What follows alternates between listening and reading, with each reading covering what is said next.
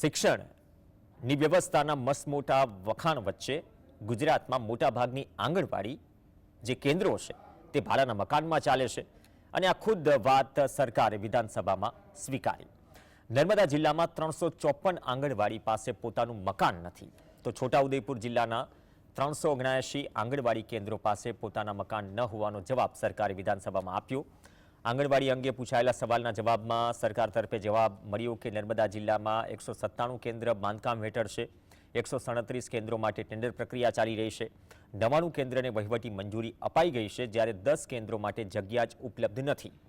તો છોટાઉદેપુરમાં 10 કેન્દ્રો બાંધકામ હેઠળ છે, જ્યારે 98 કેન્દ્ર માટે ટેન્ડર પ્રક્રિયા ચાલી રહી છે, જ્યારે 379 મકાન પ્રગતિમાં હોવાનો સરકારે ગૃહમાં જવાબ રજૂ કર્યો.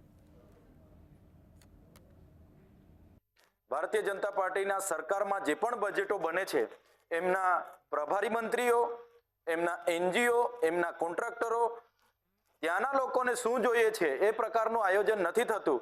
પણ બિનજરૂરી આજે ત્યાં આંગણવાડીના સ્ટ્રક્ચરોની જરૂર છે, પણ ત્યાં આંગણવાડી અપગ્રેશન, રિનોવેશન અને મલ્ટીપર્પઝ શેડ, સ્માર્ટ આંગણવાડી જેવા બિનજરૂરી કામોમાં કરોડો રૂપિયાનો તાઇફો થાય છે.